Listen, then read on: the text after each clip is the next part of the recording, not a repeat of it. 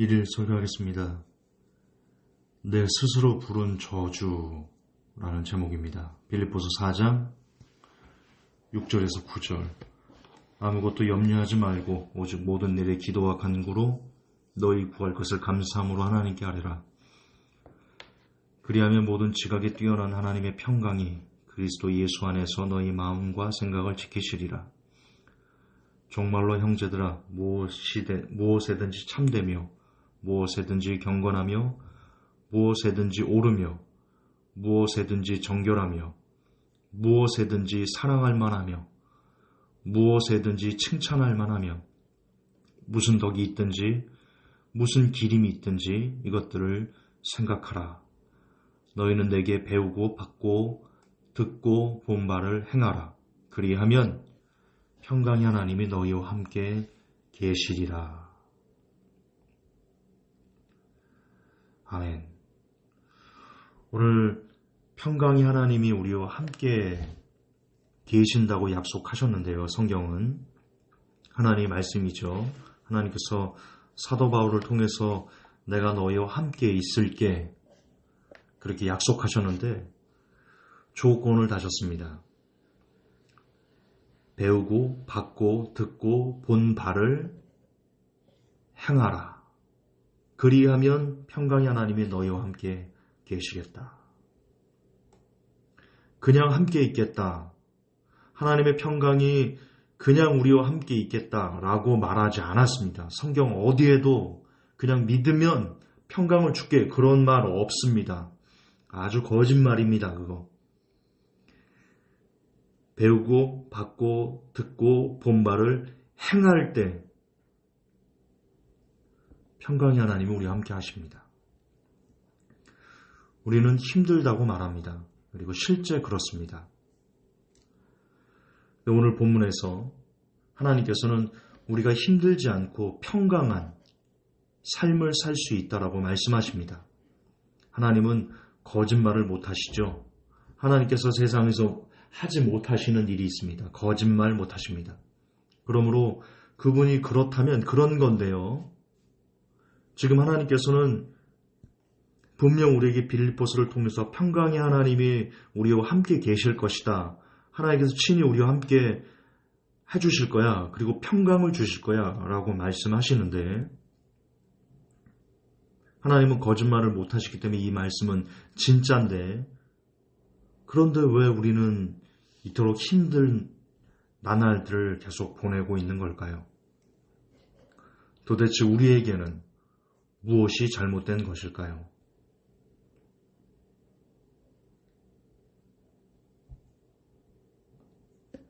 답은 이미 일러드렸습니다. 배우고 받고 듣고 본 바를 행하라. 특히 어떤 것들이요? 무엇에든지 참되고 경건하고 옳고 정결하며 사랑할 만하며 칭찬할 만하며 덕이 있는 그런 일들을 행하라. 그러면 평강의 하나님이 너희와 함께 계시리라. 다시 말하면 우리가 그런 삶들을 살지 않았기 때문에 지금 우리가 이렇게 힘든 건 아닐까요? 너무 지나치게 제가 얘기하는 건가요?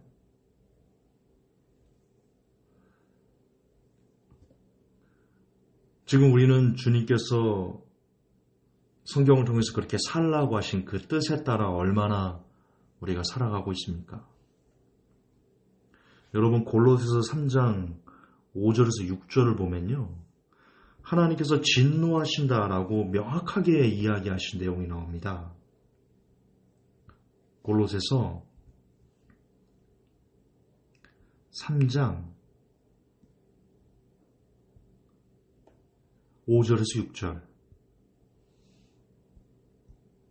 그러므로 땅에 있는 지체를 죽이라. 곧 음란과 부정과 사욕과 악한 정욕과 탐심이니 탐심은 우상 숭배니라. 이것들을 인하여 이것들 때문에 하나님의 진노가 임한다. 성경은 이렇게 얘기합니다. 하나님께서 어쩔 때 화를 내시냐? 진노하시냐? 우리가 음란할 때, 우리가 부정할 때, 우리가 사욕을 취하려 할 때, 악한 정욕에 지배될 때, 탐심을 부릴 때, 그때 하나님께서는 우리에게 진노하신다. 성경은 그렇게 이야기합니다. 음란은 원어로 포르네이아인데요. 매음, 간음, 음탕한 행위들입니다.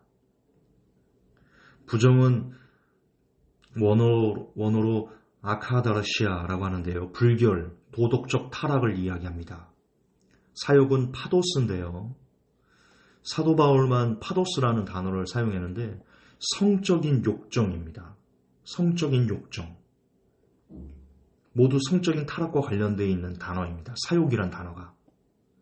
정욕은 에피디미아인데 충동, 욕망, 갈망입니다. 특별히 마가복음 4장 19절, 마태복음 5장 28절에 이 에피데미아가 쓰였는데요. 이런 내용에 쓰여 있습니다. 세상의 염려와 재리의 유혹과 기타 욕심이 들어와 말씀을 막아 결시지 못하게 되는 자요. 그러니까 이 정욕, 에피데미아에 우리가 지배를 되면 하나님의 말씀이 결실을 맺지 못해서 우리가 하나님 나라에 들어갈 수 없게 되는, 그리고 마태복음 5장 28절에는 이 에피디미아를 나는 너에게 이르노니 여자를 보고 음욕을 품는 자마다 마음이 이미 가늠하였다. 이건 역시 성적인 어떤 타락이나 성적인 유혹에 해당됩니다. 탐심은 플레오넥시아라고 하는 원어인데요. 탐욕인데 더 많이 가지려는 욕망입니다. 즉 지금 내가 현재 있는 것에 만족하지 못하는 것 자체가 탐심일 수 있다는 겁니다. 이거 되게 중요한 겁니다.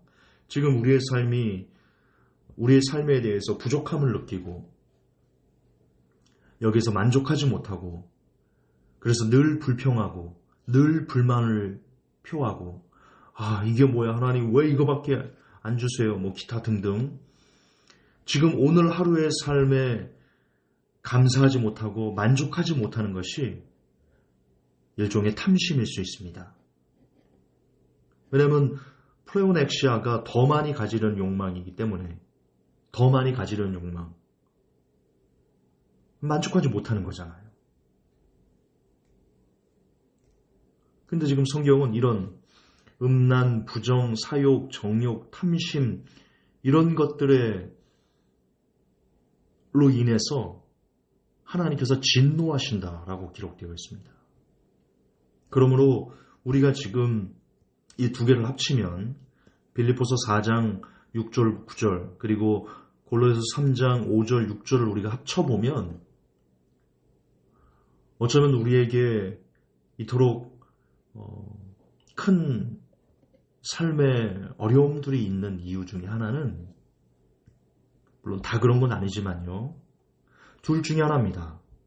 우리가 빌립보서 4장 6절 9절답게 살지 못하던가 그래서 평강의 하나님 우리와 함께하지 않으시는 거던가 아니면 골로새서 3장 5절 6절처럼 우리의 삶이 부정하고 음란하고 사욕하고 정욕으로 뒤덮여 있고 탐심에 가득하기 때문에 하나님께서 우리를 향해서 진노하시거나 그래서 우리의 삶이 이토록 힘든 나날들을 계속 보내는 것이거나 하나님은 거짓말을 못하시기 때문에요. 두 가지 중에 하나가 우리가 이렇게 어려운 이유 중에 하나입니다. 그게 아니라면 또 하나는 지금 여러분의 삶을 저의 삶을 돌아보십시오. 우리가 빌립보서 4장 6절에서 9절처럼 무엇이든지 다시 한번 볼까요? 빌립보서 잘 들어보세요. 오늘 되게 중요한 겁니다. 4장 8절 우리가 무엇에든지 참되게 살고 무엇에든지 경건하게 살고 무엇에든지 옳게 살고 무엇에든지 정결하게 살고 무엇에든지 사랑할 만하게 살고 무엇에든지 칭찬할 만하게 우리가 그렇게 살았는데도 그런데도 우리에게 평강의 하나님이 함께 계시지 않는다. 그래서 우리가 이토록 지금 고난과 어려움과 막 힘든 그런 삶을 산다. 이렇게 사는데도 또한 골로새서처럼 우리가 음란하거나 부정하거나 사욕하거나 정욕이거나 탐심에 지배되지 않고 사는데도 우리에게 정말 미쳐버릴 것 같은 삶의 어려움들과 괴로움들이 있다. 그렇다면 마지막 남은 하나는요, 하나님께서 우리를 단련하시는 겁니다. 그런데 저는 개인적으로 이 설교를 저부터 시작했어요. 이 설교를 듣는 사람들 중에 미치도록 괴로운 사람들에게 스스로 물어보고 싶습니다. 여러분은 하나님이 여러분을 전궁하시 단련하시는 그런 와중에 있습니까? 아니면 골로새서 3장 5절에서 6절처럼 음란과 부정과 사욕과 정욕과 탐심 때문에 인한 하나님의 진노입니까? 혹은 빌립보서 4장 6절에서 9절처럼 무엇에든지 우리가 참되게, 경건하게, 옳게, 정결하게, 사랑할 만하게, 칭찬할 만하게 살지 못했기 때문에 하나님께서 우리와 함께하지 않으시는 겁니까?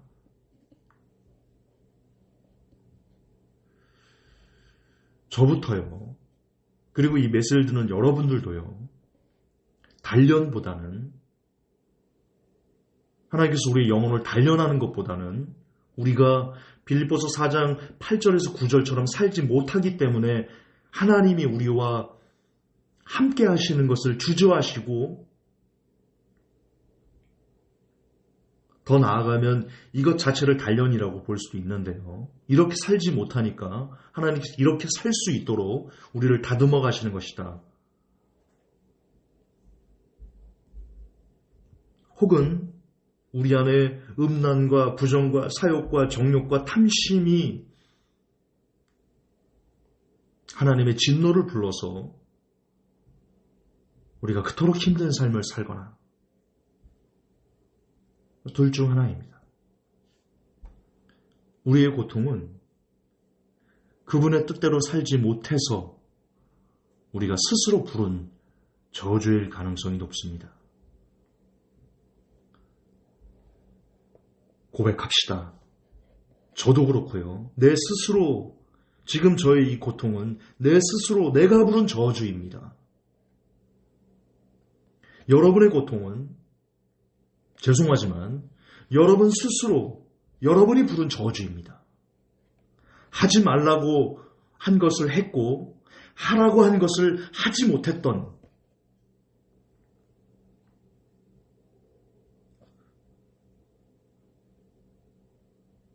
살아봅시다. 그렇게 살아보고도 빌립보서 4장 6절에서 9절처럼 살아보고도 지금처럼 한숨으로 온종일 우리가 하루를 보내게 되는지 오늘부터 한번 시험해 봅시다.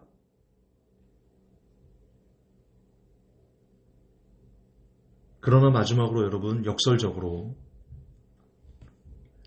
여러분이 지금 하나님의 진노를 받고 있어서 고통스러운 것이든 제게도 얘기하는 겁니다. 제 안의 음란과 부정과 사욕과 정욕과 탐심으로 인해서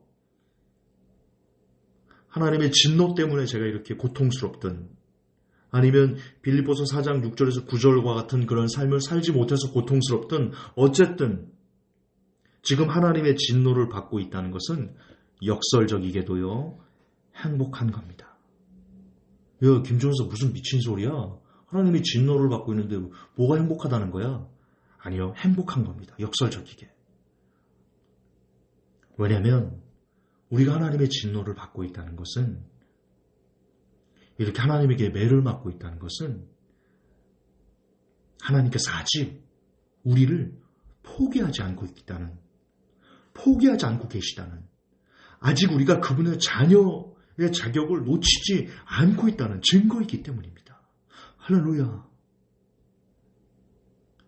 여러분, 옆집애가 모르는 저 옆집애가 나가서 뭐 깽판을 치든 뭐 공부를 안 하든 여러분 관심이 있습니까? 내 자녀 아닌 애에게 관심이 있습니까? 밖에 나가서 학교를 간다고 해서 학교를 가지 않는지, 공부는 잘하는지 못하는지 그런 거 관심이 있어 합니까?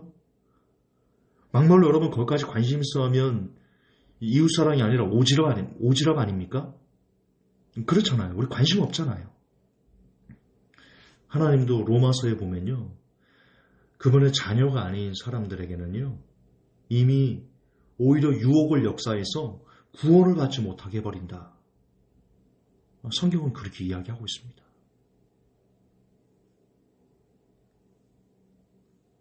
그런데 우리가 세상적인 어떤 것들을 하다가 세상적인 어떤 것에 빠져 있다가 그로 인해서 고통스럽고 하는 일마다 안 되고 그래서 내가 그것 때문에 너무 아파서 내가 지금 하나님 앞에 잘못하고 있는 것이 무엇일까라고 돌이켜 생각할 수 있다면 그것은 하나님 안에서 하나님께서 여전히 은혜를 거둬갖고 잊지 않다는 증거입니다. 하나님께서 우리에게 관심을 끊고 있지 않으신다는 그렇기 때문에 분노하시는 겁니다. 내 자녀이기 때문에 그렇게 살면 지옥으로 가기 때문에 그렇기 때문에 하나님께서 분노하시는 겁니다. 그리고 그 분노를 받고 있다면 우리는 아직 그분의 자녀입니다. 저는 그렇게 해석합니다. 그리고 그 해석이 저는 성경적이라고 봅니다. 그러므로 여러분 너무 큰 낙심 마시고요. 오히려 때려주셔서 정신 차리게 정말 너무 아프게 때려주셔서 감사하다고 고백하면서 회개합시다. 빌립보서 4장 6절에서 9절처럼 살지 못함을 우리가 회개하고 골로새서 3장 5절에서 6절처럼 우리가 살았음을 회개하고 그래서 다시 시작해 봅시다. 그래서 정말 빌립보서 4장처럼 무엇에든지 참되며 경건하며 오르며 정결하며 사랑할 만하며 칭찬할 만하게 우리가 그렇게 살았을 때 정말 그렇게 배우고 받고 듣고 본바를 우리가 행할 때 하나님의 평강이 우리와 함께 하시는지 안 하시는지 우리가 증인되어 봅시다. 그것이 예수의 증인이지 않을까요? 그것이 간증이지 않을까요? 돈을 많이 벌었어. 내가 너무 가난했는데 기도를 열심히 해가지고 내가 떼돈을 벌었습니다. 이런 간증이 아니라 빌립보서 4장처럼 살았더니 비록 내 삶이 변화된 건 없지만 하나님의 평강이 나를 지배하더라고요. 그리고 실제 그의 얼굴이 천사의 얼굴 같은 스데반 집사님 그렇게 됐었죠. 그렇게 보여졌죠. 남에게. 다른 사람들이 스데반 집사님을 보는데 천사의 얼굴 같았어요. 왜? 그분은 빌립보서 4장처럼 살았거든요. 그러니까 하나님의 평강이 그를 지배하니까 자기도 모르게 천사의 얼굴처럼 보이는 겁니다. 그래서 다른 사람들이 아니 당신은 뭐가 그렇게 기뻐요? 이렇게 힘든 코로나 때문에도 경제적으로 위기 가운데 이렇게 어려운 때 도대체 당신은 김준사 당신은 도대체 뭐가 그렇게 행복하세요? 지금 빚도 그렇게 많이 져가지고 어려우면서 도대체 뭐가 그렇게 기쁘다고 그렇게 늘 그렇게 평안하세요? 그때 툭 던지는 거죠. 하나님 말씀대로 살아봤더니 하나님의 평강이 제게 있네요.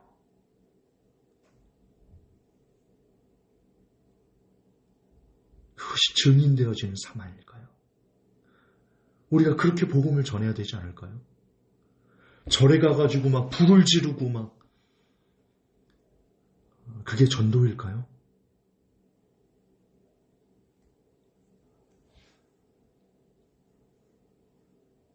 저도 이렇게 살지 못해요. 저는 골로새서 3장 5절에서 6절과 더 가까운 삶이었어요. 저는 빌립보서 4장 6절에서 9절 같은 삶을 살지 못했어요. 특히 지난 3년 동안 그렇게 살지 못했어요. 회개해요. 내 스스로 내가 저주를 불렀다는 것을 저는 알아요. 이걸 깨닫게 해주신 것도 하나님이심을 알아요. 그래서 해볼 거예요. 빌립보서 4장 6절에서 9절처럼 한번 살아볼 거예요.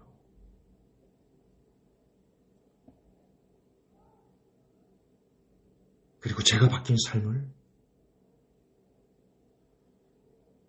그렇게 살았을 때 제게 임한 하나님의 평강과 하나님의 함께 하심을 기회가 된다면 여러분들에게 증거하고 싶습니다. 그렇게 살아볼 겁니다. 애를 써보겠습니다. 여러분들도 저와 같은 고민 가운데 있다면 아직 우리가 하나님의 자녀로서 낙오되지 않았다는 증거일 수 있습니다. 우리 열심히 빌립보서 4장처럼 한번 살아봅시다. 그래서 정말 이 땅에 살면서 평강이 하나님이 나와 함께 하시는, 우리와 함께 하시는 그 세상이 줄 수 없는 평강을 우리가 경험하고 그것을 다른 사람들과 나눠주는 그런 복이 제게 그리고 이 메시지를 듣는 모든 사람들에게 한 번쯤 임해볼 수 있기를 예수님의 이름으로 축복합니다. 하나님 용서하십시오. 빌립보서 4장 6절에서 9절처럼 살지 못했고 골로새서 3장 5절에서 6절처럼 하나님의 진노를 부르는, 하나님의 저주를 부르는 삶을 제가 살아왔습니다. 그리고 우리가 그렇게 살아서 하나님의 평강을 우리가 누리지 못하고 있었나이다. 하나님, 진심으로 엎드려 자복하고 통회하고 회개하며 때려주심에 감사하고 아직 우리를 버리지 않고 포기하지 않으심에 진심으로 감사하며 이제 다시 한번 새롭게 말씀대로 살아보려고 애를 써보겠습니다.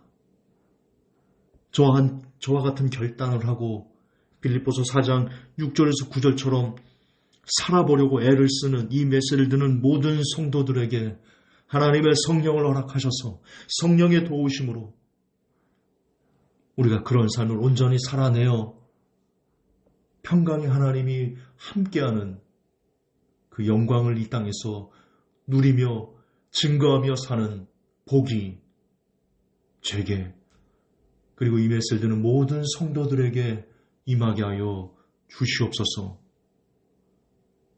거룩하신 우리 주 예수님 이름 받들어 간절히 기도하옵나이다. 아멘. 주님 감사합니다.